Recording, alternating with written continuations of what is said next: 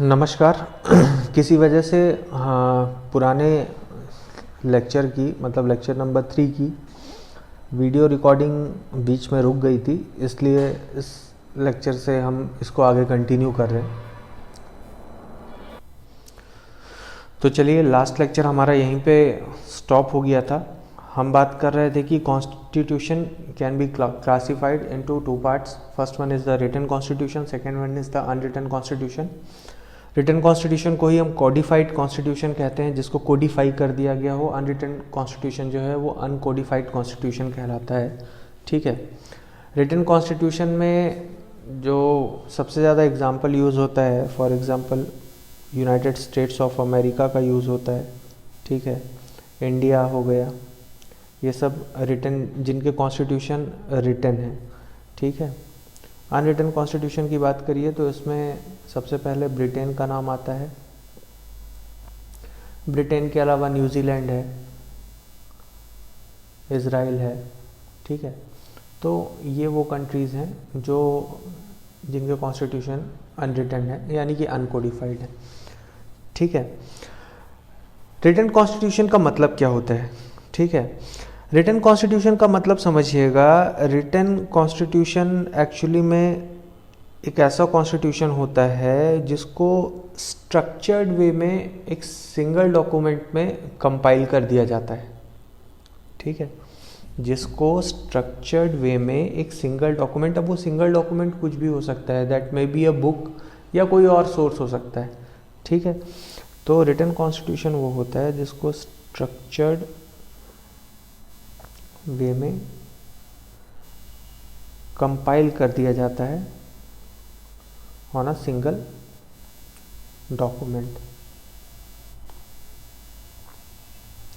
अगर सबसे oldest written constitution की बात करें तो वो यूनाइटेड स्टेट्स ऑफ अमेरिका का कॉन्स्टिट्यूशन जो है वो सबसे ओल्डेस्ट रिटन कॉन्स्टिट्यूशन माना जाता है। ठीक है।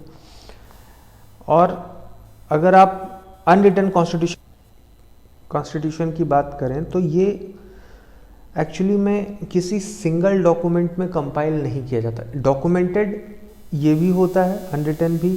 ठीक है। ऐसा नहीं है कि ये डॉक्यूमेंटेड नहीं होता, बट ये किसी सिंगल डॉक्यूमेंट में आपको स्ट्रक्चर्ड वे में कंपाइल नहीं मिलेगा। ठीक है। इसमें ये वेरियस सोर्स होते हैं जहाँ जहाँ से, ठीक है, ये कॉन्स्टिट्यूशन जो है वो फॉर्म किया जाता है।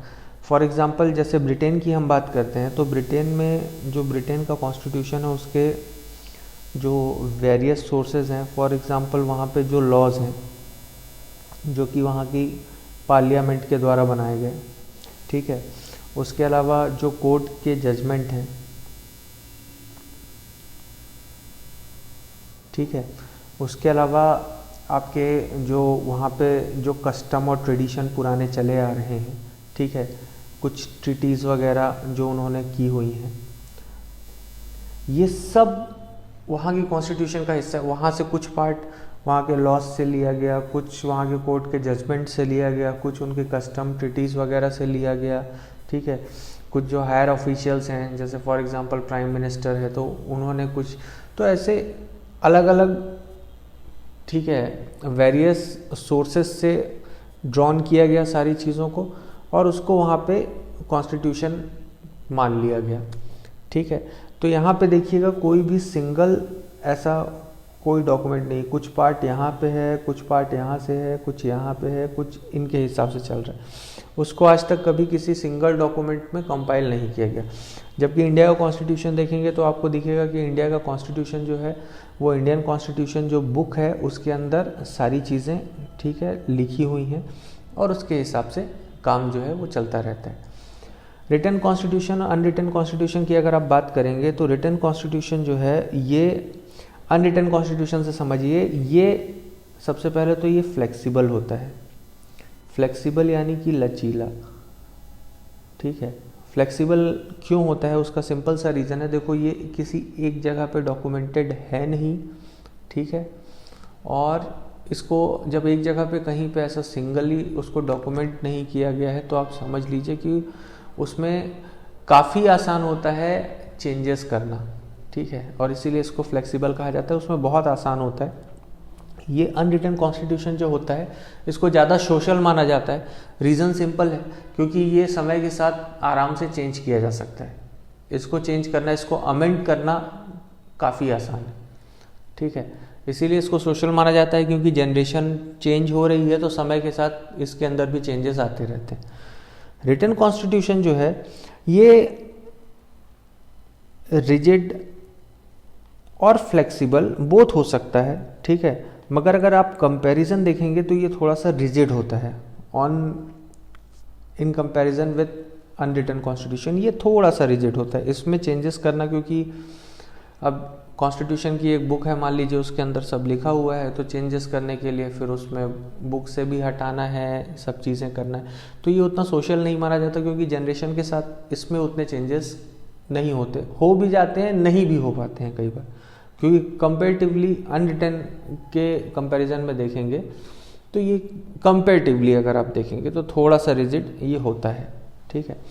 तो अनरिटन कॉन्स्टिट्यूशन वो कॉन्स्टिट्यूशन होता है जो किसी भी सिंगल डॉक्यूमेंट में कंपाइल नहीं होता है, जिसको अनकोडिफाई कहा जाता है, क्योंकि वो कोडिफाई करके एक जगह पे नहीं रखा जाता।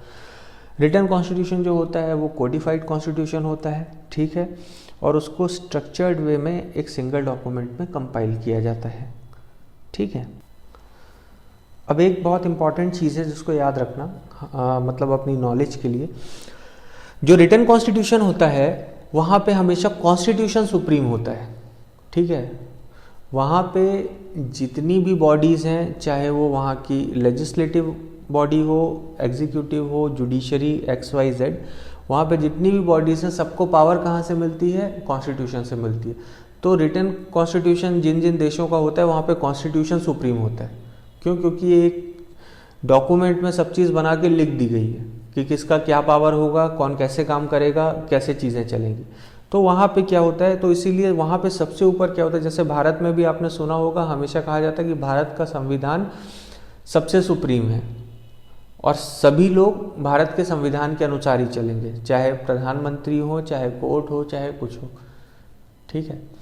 तो वो सारी कंट्रीज जिनके कॉन्स्टिट्यूशन रिटन नेचर के हैं, रिटन हैं, वहाँ पे कॉन्स्टिट्यूशन सुप्रीम होता है। लेकिन जब आप अनरिटन कॉन्स्टिट्यूशन की बात करेंगे तो वहाँ पे अब ऐसा कोई सिंगल कोई बुक तो है नहीं जिसके अंदर सब चीज़ कंपाइल कर दी गई, ठीक है।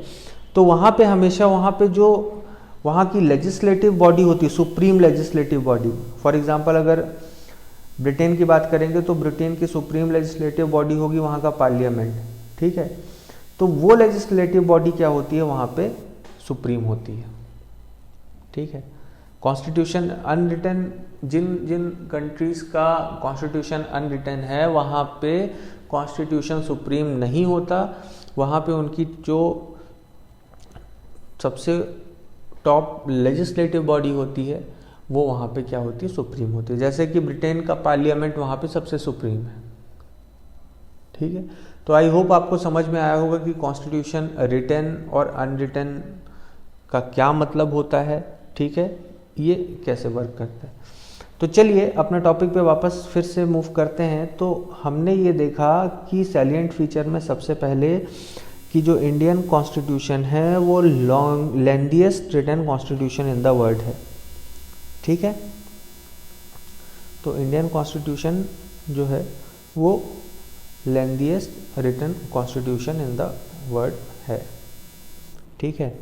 इसके अंदर ओरिजिनली जब ये कॉन्स्टिट्यूशन बना था, यानी कि 1949 26 नवंबर 1949 की बात करिए, तो इसके अंदर 395 आर्टिकल्स थे।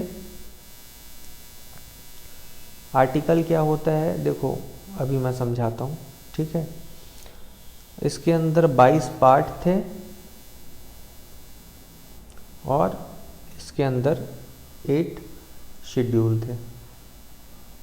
इन सब के बारे में भी आपको चीज़ें आगे धीरे धीरे समझ में आती जाएंगी। तो देखो जब ये बना था, ये कब की बात हो रही है, ओरिजिनली 1949 की बात कर रहा हूँ मैं, जब ये सबसे पहले बना था तब। एट प्रेजेंट की बात करिए तो प्रेजेंट में इसमें लगभग 448 आर्टिकल्स। अब आर्टिकल की संख्या कम ज़्यादा होती रहती है, कुछ भी अमेंडमेंट हो गया तो, 25 पार्ट्स हैं और 12 शेड्यूल हैं। ठीक है, देखो कॉन्स्टिट्यूशन अपने आप में बहुत बड़ी बुक है। ठीक है, 1,45,000 के आसपास उसमें वर्ड्स हैं। उसमें सभी की पावर दी हुई है, सेंटर की दी हुई है, स्टेट की दी हुई है, जो यूनियन एग्जीक्यूटिव है वो कैसे काम करेंगे, स्टेट एग्जीक्यूटिव कैसे काम करेंगे, कोर्ट कैसे काम करेगा, लेजिस्लेटिव बॉडीज़ कैसे काम करेगी, ये सारी चीज़ें। तो for the sake of convenience, ताकि चीज़ें आसान हो, जब भी कॉन्स्टिट्यूशन को किसी को पढ़ना है या समझना है कि कौन सी चीज़ें कहाँ दी गई हैं, तो उसको पार्ट बाय पार्ट में डिवाइड कर दिया गया। फॉर एग्जांपल मान के चलिए कि पार्ट नंबर 7 है, तो वो यूनियन एग्जीक्यूटिव से डील करेगा, तो उसमें प्रेसिडेंट, प्राइम मिनिस्टर, ठीक है, काउंसिल ऑफ मिनिस्टर, इन सब के बारे में दिया होगा। पार्ट 8 है तो उसमें स्टेट एग्जीक्यूटिव के बारे में दे दिया, जिसमें चीफ मिनिस्टर, ठीक है, और क्या कहते हैं आपका गवर्नर, और उसके बाद जो स्टेट काउंसिल ऑफ मिनिस्टर्स वगैरह एक्सेट्रा एक्सेट्रा। ठीक है, पार्ट 3 है तो उसमें फंडामेंटल राइट के बारे में दे दिया, डायरेक्टिव प्रिंसिपल के बारे में दे दिया। तो एक्चुअली में जब आपको देखना है, किसी भी मैटर को समझना है, तो आपको पता रहेगा कि आपको एक्चुअली में किस पर, अगर आपको फंडामेंटल राइट से रिलेटेड किसी मुद्दे को देखना है, ठीक है, तो आपको पता है कि आपको पार्ट 3 में जाना है। सिमिलरली ये तो सबसे पहले हो गया पार्ट में डिवीज़न। उसके बाद पार्ट के अंदर जितनी भी चीज़ें हैं वो आर्टिकल बाय आर्टिकल लिखी हुई हैं। ठीक है, जो भी है, फॉर एग्जांपल प्रेसिडेंट है तो प्रेसिडेंट की पावर आर्टिकल, अब मान लीजिए फॉर एग्जांपल आर्टिकल नंबर 3 है, या फिर ऐसे स्टार्ट करिए कि जैसे मान लीजिए कि आर्टिकल नंबर 1 है, तो सबसे पहले आर्टिकल नंबर 1 में यूनियन और उसकी टेरिटरी के बारे में दिया गया है। ठीक है, फिर आर्टिकल नंबर 2 है तो वो ये बोलता होगा कि स्टेट का निर्माण कैसे होगा। आर्टिकल नंबर 3, ये मैं एग्जांपल के रूप में आपको बता रहा हूँ, आर्टिकल बाय आर्टिकल इट में वेरी।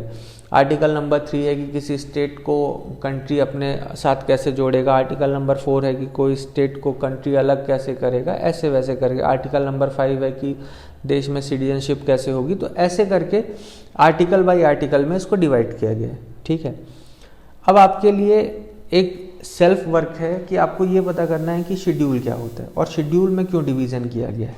ठीक है, इसके बारे में मैं नहीं बताऊंगा, कुछ वर्क आप भी करिए। तो जहाँ तक हमने बात की lengthiest written constitution in the world, Indian constitution की, तो इसमें हमने देखा कि ओरिजिनली इसमें 395 आर्टिकल थे, 22 पार्ट थे, 8 शेड्यूल थे। प्रेजेंट में इसमें 448 के अप्रॉक्सीमेटली आर्टिकल हैं। ठीक है, क्योंकि इट में वेरी, कल को कोई आर्टिकल वहाँ से हटा दिया गया, ठीक है, पार्लियामेंट द्वारा अमेंड करके, तो फिर वो ये नंबर वेरी करता रहता है। यूपीएससी ये नहीं पूछेगा कि आपके पास कॉन्स्टिट्यूशन में कितने आर्टिकल हैं प्रेजेंट में, क्योंकि ये नंबर वैसे भी वेरी करता है। 25 पार्ट हैं, मतलब कि यहाँ से 3 पार्ट बढ़ गए, यहाँ से नंबर ऑफ आर्टिकल्स बढ़ गए। ठीक है, और यहाँ से 4 शेड्यूल जो हैं वो भी बढ़ गए, तो प्रेजेंट में 12 शेड्यूल हैं। ठीक है, ये अब आप देखिए मतलब कितने ज़्यादा। ऑस्ट्रेलियन कॉन्स्टिट्यूशन की अगर आप बात करें, ऑस्ट्रेलियन कॉन्स्टिट्यूशन में लगभग मान लीजिए नियर अबाउट 128 आर्टिकल हैं। ठीक है, यूएस कॉन्स्टिट्यूशन की बात करिए तो उसमें 7 आर्टिकल्स हैं। तो उस हिसाब से आप देखिए तो इंडियन कॉन्स्टिट्यूशन में 448 आर्टिकल्स, तो अपने आप में बहुत बड़े साइज़ का कहीं ना कहीं है। अब इस पे बात करते हैं कि आखिर इंडियन कॉन्स्टिट्यूशन इतना बड़ा क्यों है। ठीक है, तो इसके 4 फैक्टर्स नॉर्मली कंसीडर किए जाते हैं, और इसमें जैसे सबसे पहले ये माना जाता है कि जो जोग्राफिकल फैक्टर है, ठीक है,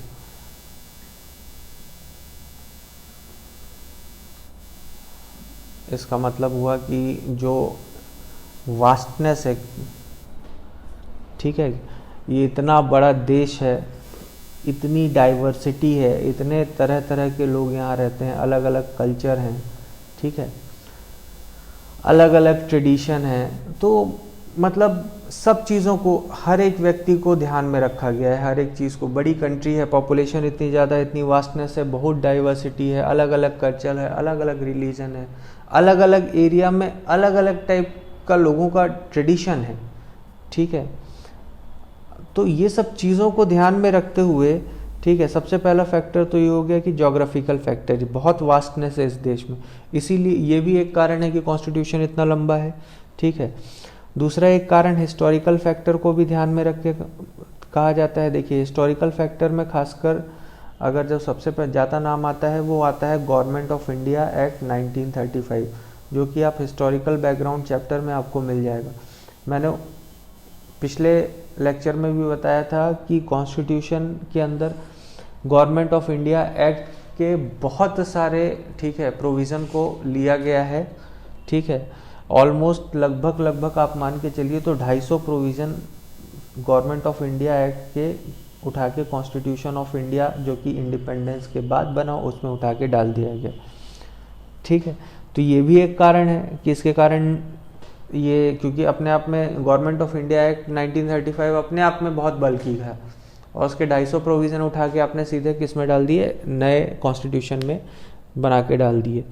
तो ये भी एक कारण था जिसके कारण जोग्राफिकल फैक्टर तो था ही कि बहुत बड़ी पॉपुलेशन है, बहुत सारे लोग हैं, बहुत सारी डाइवर्सिटी है, सबको ध्यान में रखना है, सबके, ठीक है, हितों का ध्यान रखना है, कोई ना मेजॉरिटी छूटनी चाहिए ना माइनॉरिटी छूटनी चाहिए, ठीक है।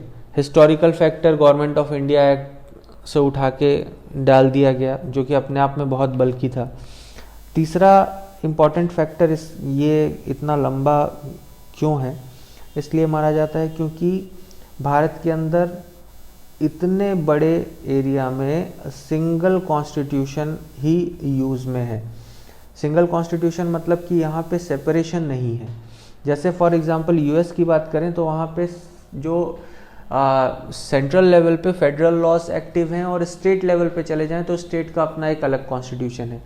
लेकिन अगर आप इंडियन कॉन्स्टिट्यूशन को देखें तो यहाँ पे एक सिंगल कॉन्स्टिट्यूशन ही सेंटर को भी कवर कर रहा है, स्टेट को भी कवर कर रहा है, यानी कि सेंट्रल लेवल पे सारी चीज़ों को भी एक ही कॉन्स्टिट्यूशन के अंदर दिया गया है और स्टेट लेवल पे भी सारी चीज़ों को एक ही कॉन्स्टिट्यूशन में दिया गया है। तो इस वजह से, क्योंकि यहाँ पे स्टेट का अपना कोई सेपरेट कॉन्स्टिट्यूशन है नहीं, तो ये सिंगल कॉन्स्टिट्यूशन ही जो पूरे भारत को अपने अंदर समेटे बैठा हुआ है, इस कारण से भी ये बहुत लंबा हो जाता है, ठीक है। चौथा एक फैक्टर ये माना जाता है कि जो कॉन्स्टिट्यूएंट असेंबली बनाई गई थी, ठीक है, उस असेंबली में ज़्यादातर जो लोग थे वो लीगल, ठीक है, कहीं ना कहीं फील्ड से संबंधित थे।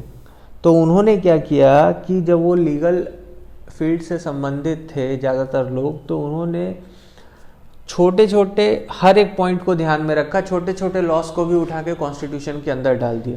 देखिए ऐसा बहुत सारे देशों में होता है कि कई सारे जो कॉमन लॉज होते हैं, कई सारे वो कॉन्स्टिट्यूशन के अंदर नहीं लिखे रहते, ठीक है, वो कॉन्स्टिट्यूशन के स्फीयर से बाहर रहते हैं, ठीक है, और उनको ग्राउंड लेवल पे ही डील किया जाता है उसके साथ। लेकिन यहाँ पे ऐसा नहीं है।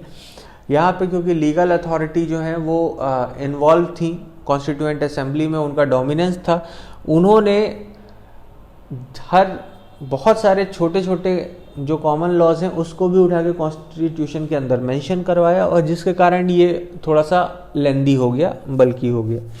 ये चार इंपॉर्टेंट फैक्टर हैं जिसको माना जाता है कि जिसकी वजह से कॉन्स्टिट्यूशन जो है वो काफ़ी बल्कि हो गया, ठीक है।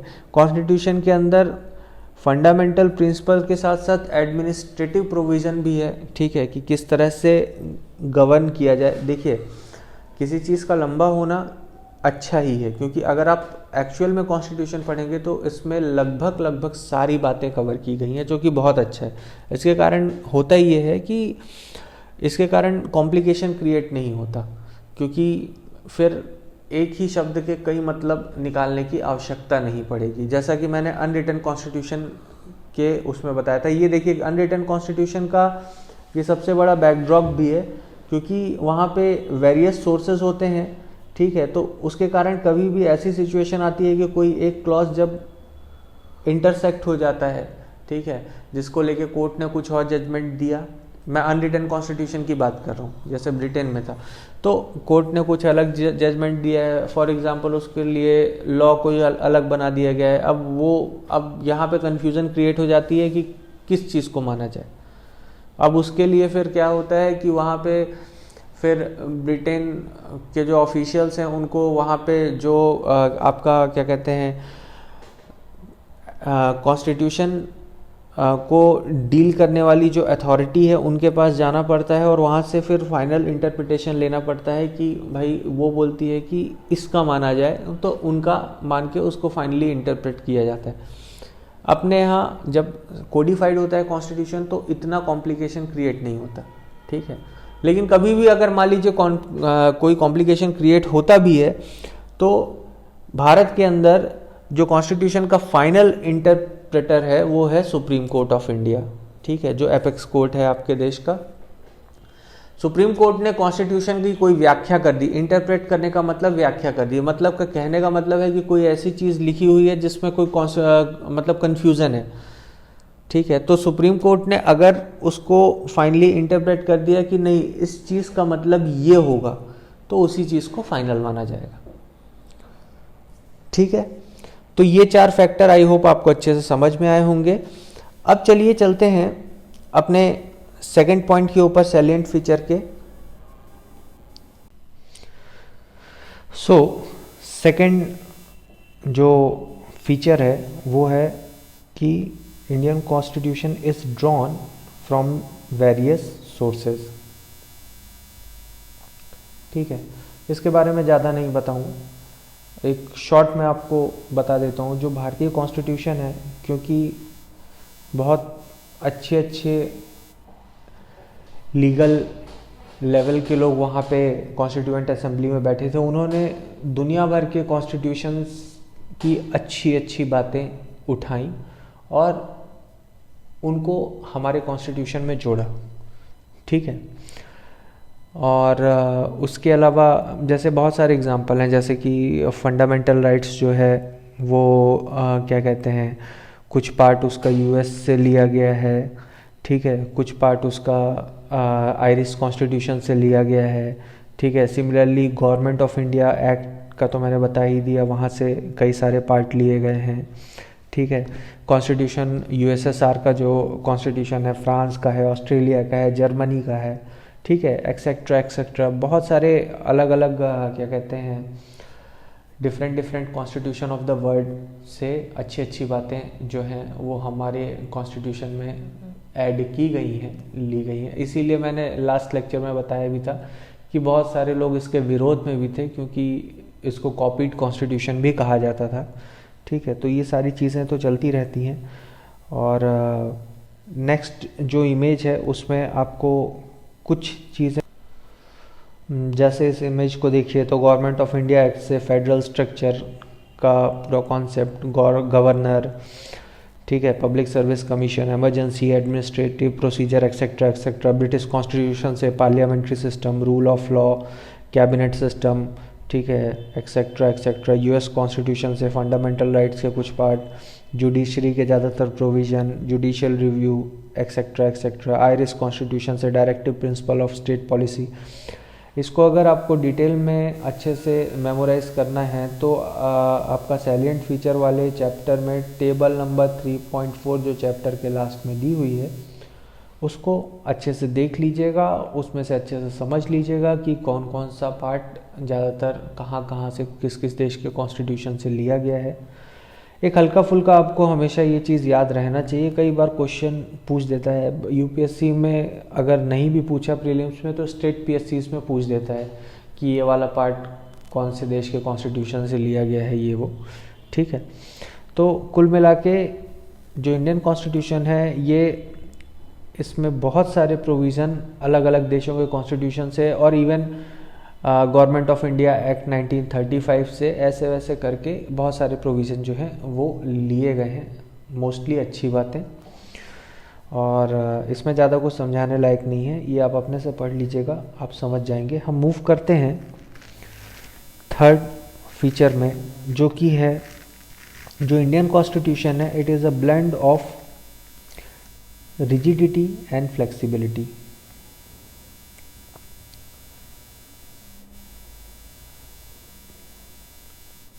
ठीक है, ये इम्पॉर्टेंट है, इसको थोड़ा सा समझना पड़ेगा आपको। ठीक है, तो रिजिडिटी और फ्लेक्सिबिलिटी में दो बहुत इंपॉर्टेंट चीज़ हैं कि रिजिड कॉन्स्टिट्यूशन क्या होता है, फ्लेक्सिबल कॉन्स्टिट्यूशन क्या होता है। ठीक है, बहुत सिंपल है। रिजिड कॉन्स्टिट्यूशन को हिंदी में कहा जाता है कठोर, और रिजिड और फ्लेक्सिबल को कहा जाता है लचीला। ठीक है, तो ये बड़ा ही सिंपल है। इसका मतलब है, रिजिड का मतलब है वो जिसको अमेंड करना, चेंज करना थोड़ा सा मुश्किल है। ठीक है, नामुमकिन नहीं है लेकिन मुश्किल है। ठीक है, तो रिजिड कॉन्स्टिट्यूशन वो होते हैं जिनमें अमेंडमेंट जो होता है वो थोड़ा सा टफ होता है। ठीक है, फ्लेक्सिबल कॉन्स्टिट्यूशन वो होते हैं जिसमें अमेंडमेंट जो होता है वो इजी होता है। ठीक है, तो इंडियन कॉन्स्टिट्यूशन की अगर बात करें तो इसमें रिजिडिटी और फ्लेक्सिबिलिटी दोनों का सम्मिश्रण है। कई ऐसे प्रोविज़न हैं जिसको चेंज करना बड़ा आसान है, कई ऐसे प्रोविज़न हैं जिनको चेंज करना थोड़ा मुश्किल है। जो फ्लेक्सिबल पार्ट हैं कॉन्स्टिट्यूशन के, उसको सिंपल मेजॉरिटी से चेंज किया जा सकता है। लास्ट लेक्चर में मैंने हल्का फुल्का आपको सिंपल मेजॉरिटी के बारे में बताया था। डिटेल में हम उसको अमेंडमेंट ऑफ द कॉन्स्टिट्यूशन के अंदर पढ़ेंगे। ठीक है, कई ऐसे प्रोविज़न हैं इंडियन कॉन्स्टिट्यूशन के अंदर जो रिजिड हैं, जिसको स्पेशल मेजॉरिटी के द्वारा ही अमेंड किया जा सकता है। स्पेशल मेजॉरिटी सिंपल मेजॉरिटी जैसी नहीं होती। याद करो 50% + 1 वाला सिंपल मेजॉरिटी का कॉन्सेप्ट। स्पेशल मेजॉरिटी के लिए स्पेशल, ठीक है, क्या कहते हैं, उसमें कई तरह के सेक्शन होते हैं। जैसे कि सबसे पहले टोटल जो मेंबर्स हैं प्रेजेंट एंड वोटिंग, उनका क्या कहते हैं, कई बार देखिए इसमें मैं आपको, चलिए इसको समझा ही देता हूँ ताकि आपको यहीं पे क्लियर हो जाए। देखो, एक आर्टिकल है, आर्टिकल 368 ऑफ इंडियन कॉन्स्टिट्यूशन। ये कहता है कि कॉन्स्टिट्यूशन को अमेंड करना है। ठीक है, तो कॉन्स्टिट्यूशन को अगर अमेंड करना है तो उसके लिए आपको दो टाइप के, ठीक है, अमेंडमेंट ये प्रपोज करता है, जिसमें सबसे पहले ये होता है स्पेशल मेजॉरिटी वाला, और दूसरा होता है स्पेशल मेजॉरिटी प्लस रेटिफिकेशन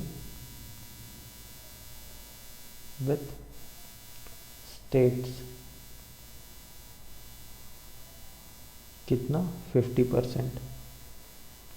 ठीक है, अब ये क्या चीज़ है, कैसे है, इसको बहुत आसानी से, बहुत ध्यान से सुनना, मैं तुमको समझाते चलूँगा और बहुत आराम से इसको समझने की कोशिश करना।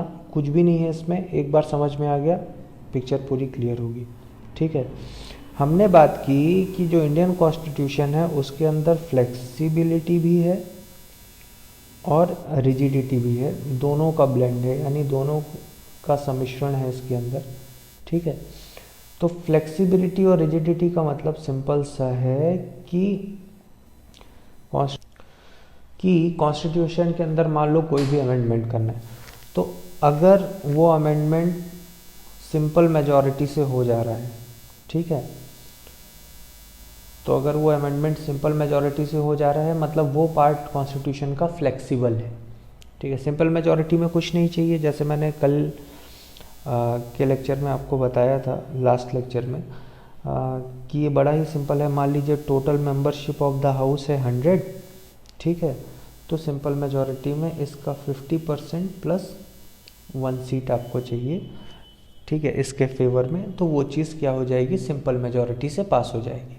ठीक है, तो इसमें एक और क्लॉज होता है, थोड़ा सा ध्यान दीजिएगा, कि सिंपल मेजॉरिटी ये कहती है कि majority of members present and voting. ठीक है, majority of members present and voting का मतलब है कि मान लीजिए एक हाउस है, फॉर एग्जांपल लोकसभा। ठीक है, लोकसभा की टोटल मेंबरशिप है 100। ठीक है, टोटल मेंबरशिप है 100, समझिएगा। लेकिन इसमें से प्रेजेंट हैं जिस दिन कोई अमेंडमेंट करना है, सिंपल मेजॉरिटी के अंदर वो अमेंडमेंट आता है, अमेंडमेंट टू द कॉन्स्टिट्यूशन करना है, उस दिन मान लीजिए प्रेजेंट हैं सिर्फ 80 लोग, 80 लोग ही प्रेजेंट हैं, ठीक है, 20 लोग एब्सेंट हैं फॉर एग्जांपल।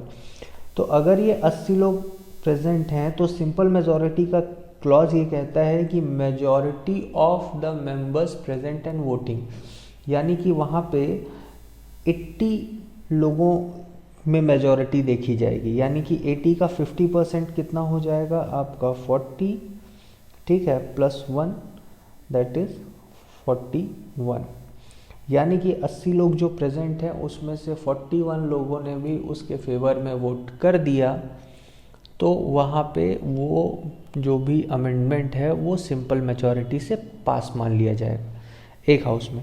फिर मैंने लास्ट लेक्चर में ही बताया ही था कि वो फिर एक हाउस से दूसरे हाउस में चला जाएगा, वहाँ से फिर वो प्रेसिडेंट के पास चला जाएगा।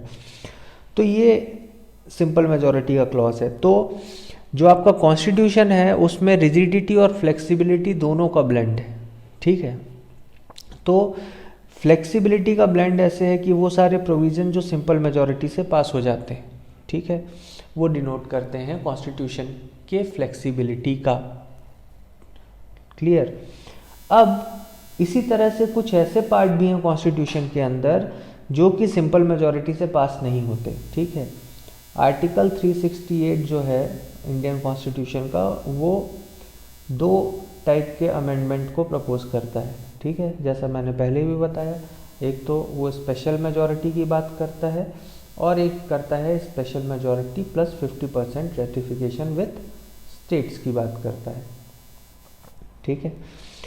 ज़्यादातर ये भी मैं आपको बता दूं कि सिंपल मेजॉरिटी से क्या कहते हैं अमेंड होने वाले प्रोविज़न कॉन्स्टिट्यूशन के अंदर कम ही है। ज़्यादातर मोस्ट प्रोविज़न जो हैं वो आर्टिकल 368 के तहत स्पेशल मेजॉरिटी से ही क्या होते हैं, पास किए जा सकते हैं, ठीक है।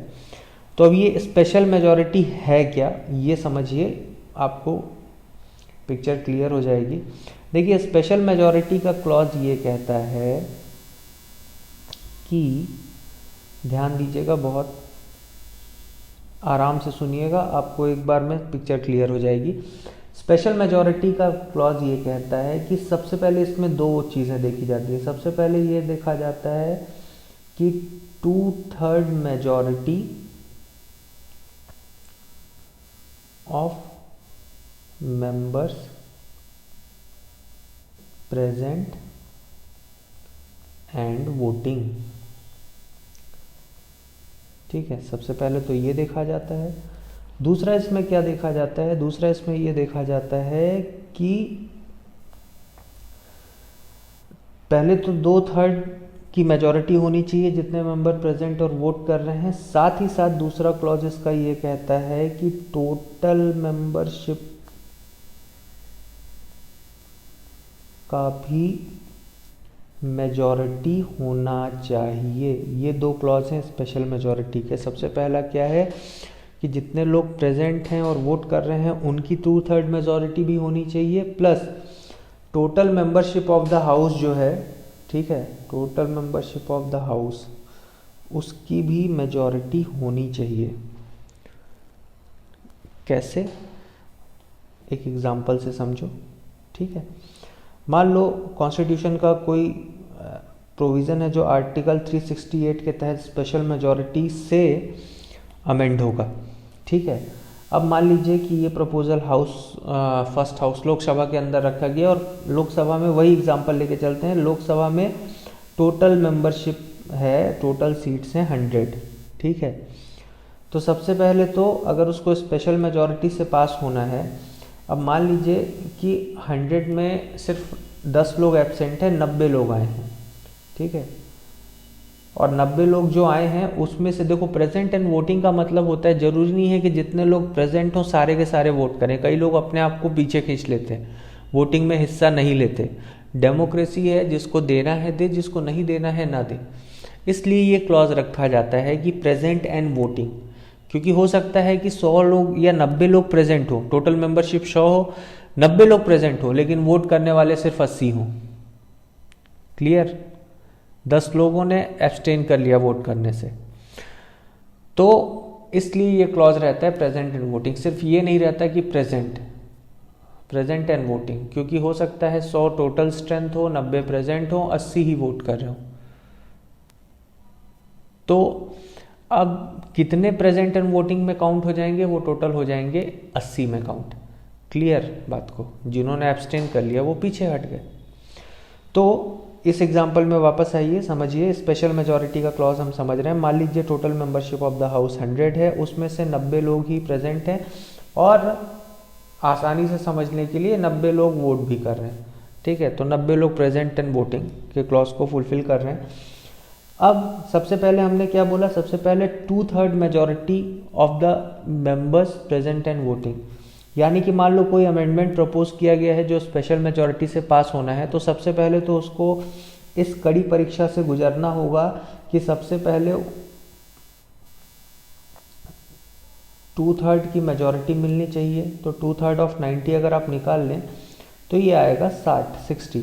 ठीक है, तो सबसे पहले तो 60 लोग जो हैं वो उस अमेंडमेंट के फेवर में होने चाहिए, तभी वो प्रपोजल, ठीक है, एक स्टेप में पास हो गया।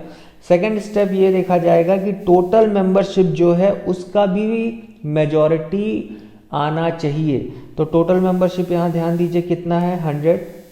ठीक है, तो टोटल मेंबरशिप का मेजॉरिटी कितना होगा? वही 100 का 50% +1। ठीक है,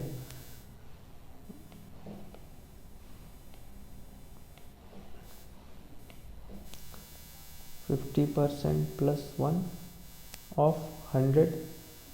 ठीक है, तो ये आपका आ जाएगा 100 का 50% कितना हुआ? 50 +1 आपका 51। ठीक है, तो अगर स्पेशल मेजॉरिटी से किसी अमेंडमेंट को प्रपोज होना है, मान लीजिए कि 90 लोग ही प्रेजेंट हैं, तो सबसे पहले तो 2/3 मेजॉरिटी उसको क्लियर करना चाहिए। ठीक है, यानी कि अगर उसको 60 लोग मिलके अगर अपना फेवर देंगे तो पहले चरण में तो वो यहाँ से पास होगा। दूसरा फिर ये देखा जाएगा कि वो टोटल मेंबरशिप का मेजॉरिटी भी फुलफिल कर रहा है कि नहीं, यानी कि मिनिमम 51 लोग उसके फेवर में होने चाहिए। तो देखिए, अगर 60 लोग उसके फेवर में हो गए तो ये दोनों क्लॉज को फुलफिल कर रहा है, मिनिमम 60 है ना। सबसे पहले तो 2/3 के क्लॉज को भी फुलफिल कर रहा है, और दूसरा यहाँ पे देखिए 51 से ज़्यादा, यहाँ पे 60 लोग फेवर में हैं, तो ये सेकेंड क्लॉज को भी फुलफिल कर रहा है। यही होती है स्पेशल मेजॉरिटी, इससे ज़्यादा कुछ नहीं होता। ठीक है, तो स्पेशल मेजॉरिटी में आर्टिकल 368 के तहत आता है। अमेंडमेंट ऑफ द कॉन्स्टिट्यूशन पढ़ेंगे तो वहाँ पे इसको फिर से डिटेल में पढ़ेंगे। उसमें हम ये भी देखेंगे कि आर्टिकल 368 के तहत स्पेशल मेजॉरिटी में क्या क्या, ठीक है, कौन कौन से प्रोविज़न आते हैं कॉन्स्टिट्यूशन के, और कौन कौन से सिंपल मेजॉरिटी में आते हैं, और कौन कौन से special majority and ratification with states के अंदर आते हैं। तो आगे का पार्ट है, यहाँ पे समझ लीजिए। तो फिर से मैं एक बार रिपीट कर रहा हूँ, ध्यान से सुनिएगा।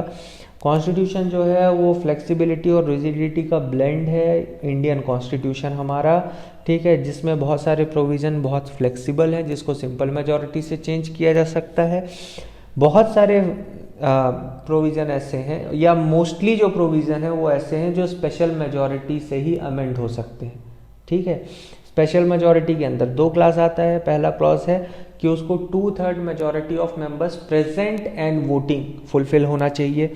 दूसरा, total membership of the house का भी मेजॉरिटी होना चाहिए। ठीक है, अब इसमें फर्दर क्लॉज भी हैं कि total membership of the house का मेजॉरिटी जो है उसमें भी एब्सेंटीज और जो भी एब्सटेन है या वैकेंसी है उसको उसके इर्रिस्पेक्टिव होना चाहिए। वो सब चीज़ें आगे की हैं, उसमें अभी आप इतना समझ नहीं पाएंगे। तो स्पेशल मेजॉरिटी में ये समझ लीजिए। अच्छा, ये तो हो गया स्पेशल मेजॉरिटी का फर्स्ट, ठीक है, सेक्शन, कि कई ऐसे प्रोविज़न हैं जो स्पेशल मेजॉरिटी से हो सकते हैं। उसके अलावा साथ में ये कहता है कि कई ऐसे प्रोविज़न हैं जो special majority and 50% ratification with states के साथ ही वो क्या कहते हैं, वो प्रोविज़न जो है वो अमेंड किए जा सकते हैं। तो इसका मतलब क्या है? इसका मतलब समझिएगा। देखिए, मान लीजिए ऐसा कोई प्रोविज़न है, ठीक है, जिसको अमेंड करना है, और वो इस कंडीशन में है कि उसको स्पेशल मेजॉरिटी से पास होना चाहिए। तो स्पेशल मेजॉरिटी का दोनों क्या कहते हैं, आपने प्रोविज़न देख लिया, क्लॉजेस देख लिए। तो देखिए ये कैसे होगा। अगर ऐसा कोई क्या कहते हैं, मान लीजिए अमेंडमेंट प्रपोज किया गया है, लेट से, इसको मैं आपको छोटे से एग्जांपल से बता देता हूँ। मान लीजिए प्रेसिडेंट के रिलेशन में किसी चीज़ को बदलना है, ठीक है, तो उस पर अकेले सेंटर सिर्फ फैसला नहीं ले सकता, यानी कि पार्लियामेंट सिर्फ फैसला नहीं ले सकता, क्योंकि प्रेसिडेंट का जब इलेक्शन होता है, जो मैं आगे पढ़ाऊँगा आने वाले चैप्टर्स में, तो उसमें प्रेसिडेंट का इलेक्शन में आपकी पार्लियामेंट से लेकर स्टेट्स तक सब हिस्सा लेते हैं, ठीक है, मतलब सेंट्रल लेजिस्लेचर भी लेता है और स्टेट लेजिस्लेचर भी लेता है, इनडायरेक्ट इलेक्शन होता है। और प्रेसिडेंट जो रहता है वो सेंटर पे भी नज़र रखता है, और स्टेट्स के लिए भी उतना ही इम्पॉर्टेंट हो जाता है, क्योंकि गवर्नर से कई बिल पास होके प्रेसिडेंट के पास जाते हैं और फिर वो प्रेसिडेंट का फाइनल अप्रूवल उसमें लगता है। तो मान लीजिए प्रेसिडेंट के पावर या किसी भी चीज़ के रिलेशन में कोई चेंजेस करने हैं, तो वो सिर्फ उस पर फैसला सेंट्रल लेजिस्लेचर यानी कि पार्लियामेंट नहीं ले सकता, ठीक है। तो उसके लिए कैसा प्रपोजल होगा, मान लीजिए कि प्रेसिडेंट की पावर ही चेंज करनी है, उसके लिए पहले वो प्रपोजल पार्लियामेंट के किसी हाउस में रखा गया, लेट से लोकसभा में रखा गया, ठीक है। अब लोकसभा में रखने के बाद उसको सबसे पहले लोकसभा के अंदर स्पेशल मेजॉरिटी से पास होना पड़ेगा, ठीक है, हो गया लोकसभा से मान लीजिए स्पेशल मेजॉरिटी से पास। अब वहाँ से वो बिल सेकेंड हाउस में जाएगा, मान लीजिए राज्यसभा के अंदर गया, सेकेंड हाउस के अंदर भी वो सेम स्पेशल मेजॉरिटी से ही पास होना चाहिए। स्पेशल मेजॉरिटी मैंने आपको अभी हल्का फुल्का समझा दिया, नहीं भी समझ में आया तो बेसिक समझ लो बस, क्योंकि जब हम अमेंडमेंट पढ़ेंगे तो उसमें और डिटेल से पढ़ेंगे। तो स्पेशल मेजॉरिटी से पहले एक हाउस में पास हुआ, वहाँ से गया स्पेशल मेजॉरिटी से दूसरे हाउस में पास हुआ, दोनों में स्पेशल मेजॉरिटी से हो गया। अब इसमें तीसरा क्लॉज भी आएगा जो कहता है कि special majority and 50% ratification of the state. अब ये यहाँ से क्या होगा, अब मैंने याद करो, मैंने शुरू के लेक्चर्स में बताया था स्टेट लेजिस्लेचर यानी कि विधानसभा, विधान परिषद। तो अभी विधानसभा की बस बात करते हैं। अब यहाँ दोनों हाउसेस से पास होने के बाद ये स्टेट्स के पास ये अमेंडमेंट का प्रपोजल चला जाएगा, ये साथ में मेंशन करते हुए कि ये दोनों हाउस से स्पेशल मेजॉरिटी से पास हो गया। अब वहाँ जाने के बाद अब हर स्टेट का अपना लेजिस्लेचर, ठीक है। अब इसमें यह बोलता है कि 50% रेटिफिकेशन ऑफ स्टेट चाहिए, मतलब मान लो कि प्रेजेंट में 28 स्टेट्स हैं और मान लो कि सारे 28 स्टेट्स का अपना लेजिस्लेचर है, स्टेट लेजिस्लेचर है, यानी कि टोटल 28 लेजिस्लेचर हैं प्रेजेंट में इंडिया में, स्टेट लेजिस्लेचर। तो इन 28 का 50% कितना हुआ, 14, यानी कि 14 स्टेट लेजिस्लेचर से इसको पास होना जरूरी है, तब वो अमेंडमेंट फिर आगे राष्ट्रपति के पास चला जाएगा और वहां से वो अमेंडमेंट मान लिया जाएगा, अमेंडमेंट इनैक्ट हो जाएगा, ठीक है। तो यही क्लॉज है, मेरे ख्याल से ये बहुत मुश्किल नहीं है। आप फिर से मैं बता दे रहा हूँ, स्पेशल मेजॉरिटी से पास हुआ लोकसभा से, फिर स्पेशल मेजॉरिटी से पास हुआ राज्यसभा से, वहाँ से वो हर स्टेट के लेजिस्लेचर में चला गया और 50% स्टेट्स ने उसको अपना, ठीक है, अपने लेजिस्लेचर से पास कर दिया। तो वो वहाँ से पास होके सीधे प्रेसिडेंट के पास चला गया और वहाँ से फिर फाइनली प्रेसिडेंट ने भी उसको पास कर दिया। तो फिर वो क्या हो गया, वो अमेंडमेंट जो है वो वैलिड हो गया और वो अमेंडमेंट जाके कॉन्स्टिट्यूशन के अंदर हो जाता है। इतना सिंपल है। तो आई होप आपको स्पेशल मेजॉरिटी के क्लॉज में भी कोई दिक्कत नहीं होगी। तो अब देखिए ये इतना कॉम्प्लिकेटेड है, कॉम्प्लिकेटेड नहीं कहेंगे, ये इतना टफ है, ठीक है। इसलिए ये जो सेक्शन है ये रिजिडिटी के अंदर आता है, इसलिए हमारा जो कॉन्स्टिट्यूशन है वो मिक्सचर है, क्योंकि बहुत सारे प्रोविज़न सिंपल मेजॉरिटी से पास हो जाते हैं तो वो फ्लेक्सिबल हो गए, बहुत सारे प्रोविज़न स्पेशल मेजॉरिटी और या special majority with ratification of states के साथ पास होते हैं तो वो रिजिड हो गए, क्योंकि इतना आसान नहीं होता उसको पास करना, ठीक है। आपने देखा ही होगा इसमें मेजॉरिटी का क्लॉज ही इसमें 2-2, 3-3 क्लॉज ऐसे सब फुलफिल करते हुए जाना है। कहीं पे भी अटक गया मामला तो वो फिर प्रपोजल जो है या अमेंडमेंट जो है वो ड्रॉप हो जाता है। मान लीजिए स्टेट्स के साथ जिसको होना है तो उसमें से अगर 13 स्टेट्स या 12 स्टेट्स या 50% से कम स्टेट्स ने ही अपने हाउस से पास किया तो वहीं पे ड्रॉप हो जाएगा, क्योंकि 50% रेटिफिकेशन वाला क्या कहते हैं क्लॉज ही उसने फुलफिल नहीं किया, या किसी हाउस में स्पेशल मेजॉरिटी के साथ नहीं हो पाया, वो वहीं पे ड्रॉप हो जाएगा। ठीक है, तो इसलिए जो आपका कॉन्स्टिट्यूशन है वो फ्लेक्सिबिलिटी और रिजिडिटी का ब्लेंड है, सम्मिश्रण है। ठीक है, नेक्स्ट जो है वो है आपका, नेक्स्ट इज जो फोर्थ प्रोविज़न है, वो जो फोर्थ फीचर है वो कहता है कि Indian constitution is a federal system with unitary bias.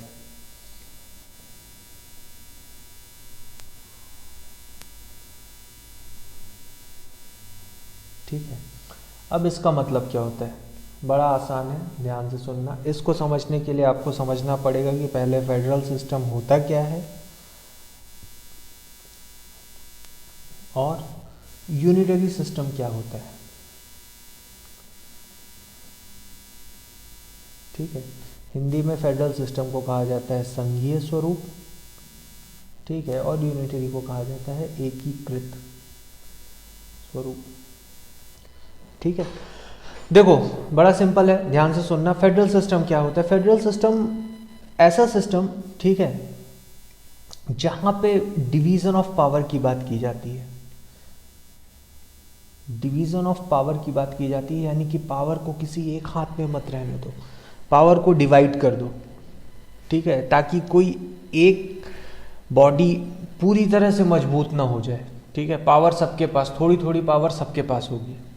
Power को इस तरह से क्या करो, पूरी तरह से फैला दो, डिवाइड कर दो।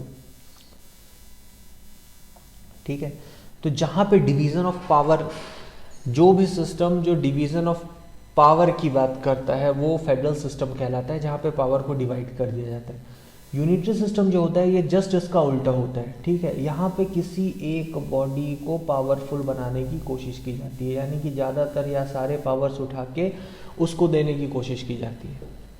ठीक है, तो ये होता है फेडरल सिस्टम, जहाँ पे डिवीजन ऑफ पावर की बात की जाती है। और यूनिटरी सिस्टम जहाँ पे पावर को एक जगह ले जाके केंद्रित कर दिया जाता है, एकीकृत कर दिया जाता है, इकट्ठा कर दिया जाता है। ठीक है, वो कहलाता है यूनिटरी सिस्टम। जैसे फॉर एग्जांपल इंडिया के ही एग्जांपल से समझते हुए चलते हैं। अब इंडिया में ये कहा जाता है कि यहाँ पे फेडरल सिस्टम तो है, बट इसमें यूनिटरी सिस्टम भी, दोनों मिक्स है, कहीं ना कहीं मिक्सअप है दोनों का। ठीक है, जैसे इंडिया की बात करें तो अगर ये जो इंडिया के अंदर 3 टायर्स हैं ऑफ गवर्नमेंट। ठीक है, सबसे पहले सेंटर है, जहाँ पे सेंट्रल गवर्नमेंट बैठती है, केंद्र सरकार। उसके बाद दूसरा टायर हमने देखा था कि स्टेट है, जहाँ पे स्टेट गवर्नमेंट बैठती है। ठीक है, और उसके बाद लोकल। ठीक है, तो फेडरल सिस्टम बड़ा सिंपल कहता है कि सारी पावर सेंटर को देने के बजाय पावर को डिवाइड कर दिए। ठीक है, सेंटर के पास भी कुछ पावर दे दिए, स्टेट को भी कुछ पावर दे दिए, लोकल बॉडीज़ को भी कुछ पावर दे दिए। ठीक है, लोकल गवर्नमेंट को भी पावर दे दी। यहाँ पे पावर का डिवीज़न हो गया। ठीक है, लेकिन अगर यूनिटरी सिस्टम है तो यहाँ पे क्या होगा, यहाँ पे भी इंडिया के ही प्रोस्पेक्टिव में एग्जाम्पल में समझते हुए चलते हैं। मान लीजिए सेंटर, स्टेट और लोकल की अगर आप बात करें। ठीक है, तो अगर यूनिटरी सिस्टम है, कंप्लीट यूनिटरी सिस्टम है, तो यहाँ पे पावर का डिवीजन नहीं होगा, सारी पावर उठा के किसी एक बॉडी को, लेट से सेंटर को, जहाँ पे स्ट्रॉन्ग सेंटर हो। Strong centre is the unique feature of unitary system, जहाँ पे सारी पावर उठा के किसको दे दिए, सेंटर को दे दी। ठीक है, सारी पावर उठा के सेंटर को दे दिया गया। यूएस से जो है वो सबसे बड़ा एग्जाम्पल माना जाता है। ठीक है, वो एक फेडरेशन है, एक फेडरल सिस्टम उसके अंदर वर्क करता है। वहाँ पे सेंटर के पास अपनी पावर्स हैं, स्टेट भी बहुत स्ट्रांग होते हैं, उनके पास अपनी पावर्स होती हैं। ठीक है, यहाँ तक कि यूएसए के अंदर स्टेट्स जो हैं वो कभी भी सेंटर से अलग हो सकते हैं, यानी कि जो टोटल नंबर ऑफ स्टेट हैं, आपको पता होगा यूएसए के अंदर कितने स्टेट्स हैं, कितने हैं, 50 स्टेट्स जो यूएसए के अंदर हैं वो कभी भी अगर चाहें तो यूएसए से अलग हो सकते हैं। ठीक है, तो सोचिए पावर को कितने अच्छे तरीके से डिवाइड किया गया है कि स्टेट्स के पास भी पावर है कि वो जब चाहें तो कंट्री से अलग हो सकते हैं। ठीक, तो वहाँ जहाँ भी डिवीज़न ऑफ पावर की बात होती है वो फेडरल सिस्टम होता है। ठीक है, इंडिया में ऐसा नहीं है, इसीलिए, और ऐसा क्यों नहीं है उसका भी कारण समझिए। ठीक है, क्योंकि इंडिया में कंप्लीट फेडरल सिस्टम नहीं है। फेडरल सिस्टम के साथ साथ यूनिटरी सिस्टम भी है एक लेवल तक, सर्टेन लेवल तक। यहाँ पे स्टेट्स चाहें कि आज अगर मध्य प्रदेश चाहे या छत्तीसगढ़ चाहे या उत्तर प्रदेश चाहे कि वो इंडिया से अलग हो जाए तो ऐसा नहीं कर सकते। ठीक है, क्यों? हाँ, क्योंकि यूनिटरी सिस्टम है तो सेंटर के पास ये पावर है, ठीक है, कि वो किसी भी स्टेट का अनेक्सेशन कर सकता है, किसी भी फॉरेन क्या कहते हैं एरिया को अपने अंदर ले सकता है या सीसीड भी कर सकता है। ठीक है, तो सेंटर के पास ये पावर है, ये एक यूनिटरी फीचर है, लेकिन स्टेट्स के पास इतना पावर नहीं है। ठीक है, तो इंडियन जो क्या कहते हैं आपका इंडियन स्ट्रक्चर है वो फेडरल सिस्टम विथ यूनिटरी बायस है, जहाँ पे फेडरल सिस्टम आपको समझ में आ गया होगा कि जहाँ पे डिवीज़न ऑफ पावर की बात की जाती है, पावर को डिवाइड कर दिया जाता है। यूनिटरी सिस्टम के अंदर सेंटर को स्ट्रॉन्ग बनाया जाता है। तो इंडियन कॉन्स्टिट्यूशन की ये बहुत खास बात है कि यहाँ पे इस तरह से दोनों चीज़ों को बैलेंस किया गया है कि यहाँ पे फेडरल सिस्टम भी है, ठीक है, जो तो भारत के अंदर फेडरल सिस्टम भी है, ठीक है, और यूनिटरी सिस्टम भी है। दोनों को इतने तरीके से, इतने क्या कहते हैं सुंदर रूप से इसको मिक्स किया गया है कि यहाँ पे पावर को डिवाइड भी कर दिया गया है और कई मामलों में सेंटर को ज़्यादा पावरफुल भी बना दिया गया है। ठीक है, अब इसमें जैसे बहुत सारे फीचर्स की बात करता है, फॉर एग्जांपल जैसे कि दो गवर्नमेंट भारत के अंदर, सेंट्रल गवर्नमेंट, स्टेट गवर्नमेंट, या तीन गवर्नमेंट कह लीजिए, लोकल गवर्नमेंट, ये एक फीचर है फेडरल सिस्टम का। ठीक है, इसी तरह से division of power, written constitution, supremacy of the constitution, rigidity, क्योंकि फेडरल सिस्टम का रिजिडिटी बहुत बड़ा हिस्सा होता है कि जहाँ भी फेडरल सिस्टम है वहाँ पे कॉन्स्टिट्यूशन को अमेंड करना इतना आसान नहीं होता। ठीक है, जुडिशरी का अपना इंडिपेंडेंट होना, जुडिशरी को अलग पावर दे देना, ठीक है, ये सारी चीज़ें क्या है, फेडरल सिस्टम का हिस्सा है। सिमिलरली अगर यूनिटरी सिस्टम की अगर आप बात करें तो जैसे स्ट्रॉन्ग सेंटर, सिंगल कॉन्स्टिट्यूशन, यहाँ पे स्टेट्स का अपना अलग कॉन्स्टिट्यूशन नहीं है, ठीक है, जो कि स्टेट को अलग से पावर नहीं देता। सिंगल कॉन्स्टिट्यूशन होना, सिंगल सिटीजनशिप होना, ठीक है, क्योंकि जैसे कि कई देशों में डबल सिटीजनशिप होती है, आपकी नेशनल सिटीजनशिप अलग होती है, स्टेट की, यूएसए का ही एग्जांपल ले लीजिए, वहाँ पे नेशनल सिटीजनशिप अलग रहती है और आप जिस स्टेट के हैं वहाँ की सिटीजनशिप अलग होती है। स्विट्ज़रलैंड में 3 सिटीजनशिप होती है, ठीक है, नेशनल होती है, स्टेट भी होती है, फिर म्यूनसिपल लेवल पे भी एक सिटीजनशिप होती है। तो यहाँ पे ऐसा नहीं है, भारत के अंदर आप सिर्फ भारत के नागरिक होते हैं, किस राज्य से हैं वो मैटर नहीं करता। तो सिंगल सिटीजनशिप भी है, ठीक है, यहाँ पे भी पावर को डिवाइड नहीं किया जा रहा है, यहाँ पे आप सेंट्रल लेवल पे ही रिप्रेजेंट हो रहे हैं, तो ये भी कहीं ना कहीं यूनिटरी फीचर है। इसके अलावा आपका फ्लेक्सिबिलिटी यूनिटरी का फीचर है, ठीक है, और आपका इसी तरह से क्या कहते हैं integrated judiciary etcetera etcetera, governor का अपॉइंटमेंट, ये सब चीज़ें आगे आपको समझ में आती जाएंगी। इंटीग्रेटेड मतलब कि सबसे टॉप में सुप्रीम कोर्ट है, उसके बाद उसके अंडर में हाई कोर्ट्स हैं, उसके अंदर में सबऑर्डिनेट कोर्ट्स हैं, तो उसको सबको कंट्रोल करता है सुप्रीम कोर्ट कहीं ना कहीं। तो ये भी एक स्ट्रॉन्ग, देखिए यहाँ पे भी एक ऐसी बॉडी है जिसको ज़्यादा पावर दी गई है, स्ट्रॉन्ग बनाने की कोशिश की है, वो सुप्रीम कोर्ट। तो इंटीग्रेटेड जुडिशरी जो है वो कहीं ना कहीं आपका यूनिटरी फीचर शो करता है। सिमिलरली इंडिपेंडेंट जुडिशरी, जुडिशरी के अंदर वो इंटीग्रेटेड भी है, इंडिपेंडेंट भी है। इंडिपेंडेंट किससे? लेजिस्लेटिव और एग्जीक्यूटिव से इंडिपेंडेंट है। वो जो फीचर है वो फेडरल फीचर है जुडिशरी का। लेकिन इंटीग्रेटेड जो है, जिसके उसके अंडर में हाई कोर्ट्स और बाकी कोर्ट्स आते हैं, सबऑर्डिनेट कोर्ट्स, ये इसका कहीं ना कहीं यूनिटरी फीचर है, ठीक है। इसी तरह से गवर्नर का अपॉइंटमेंट हमेशा सेंट्रल लेवल पे होता है, सेंटर उसका अपॉइंटमेंट करती है। स्टेट के में जो गवर्नर बैठते हैं उनको सेंटर अपॉइंट करता है। तो एक्चुअली में गवर्नर को सेंटर का एजेंट कहा जाता है इसीलिए, ठीक है।